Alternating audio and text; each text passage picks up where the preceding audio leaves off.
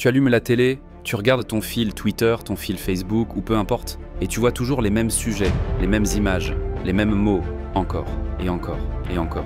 Et à côté, silence. Sur d'autres sujets, rien, pas un mot, pas une ligne. Tu penses que c'est une coïncidence? Tu crois que l'information circule librement? En réalité, ce que tu vois n'est pas ce qui est important. C'est ce que quelqu'un a décidé de te montrer. Et ce qu'on répète n'est jamais innocent. C'est ce qu'on appelle l'agenda médiatique. C'est la sélection, le tri, le cadrage de l'actualité. Et ceux qui maîtrisent ça ont un pouvoir énorme.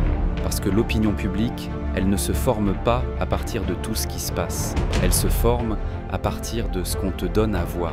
Et ce qu'on te donne à voir, c'est ce qu'on veut que tu penses important. Tu crois que c'est l'actualité qui crée les médias. En fait, c'est l'inverse. Ce sont les médias qui créent l'actualité. Et derrière les médias, il y a souvent la politique, les gouvernements, les partis, des hommes d'affaires, les spin doctors. Eux, ils savent une chose. Tu ne peux pas contrôler ce que les gens pensent, mais tu peux contrôler à quoi ils pensent. Et ça, c'est bien plus puissant. Prenons un exemple simple. Pendant une réforme impopulaire comme les retraites ou les taxes, on voit souvent arriver une polémique, un tweet qui choque, une petite phrase, un fait divers. Et là, tout le monde en parle. Plateaux télé, réseaux sociaux, journaux, tout le monde saute dessus. Et pendant ce temps, le vrai sujet, la vraie réforme, avance, sans bruit, sans résistance. C'est une stratégie, on appelle ça remplir l'agenda. Tu fais du bruit autour d'un sujet pour cacher un autre, tu occupes l'espace mental. Et ça marche. Et puis, il y a l'effet inverse, le silence stratégique. Certains sujets ne sont jamais traités, ou alors très peu, parce qu'ils dérangent, parce qu'ils sont trop complexes, parce qu'ils risqueraient de créer un débat de fond. Des sujets comme l'évasion fiscale, certains traités internationaux, la concentration des médias, ou même certaines crises agricoles.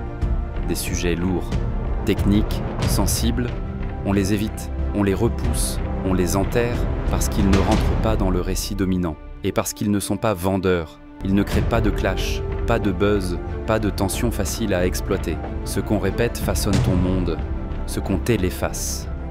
Et si tu veux comprendre la politique aujourd'hui, tu dois te poser une question simple. Pourquoi on me parle de ça maintenant? Et pourquoi on ne me parle pas d'autre chose? Le vrai pouvoir n'est pas dans les idées, il est dans le choix des sujets. Et tant que tu ne maîtrises pas ça, tu seras toujours à la remorque du récit des autres. Tu ne seras pas acteur, tu seras juste spectateur.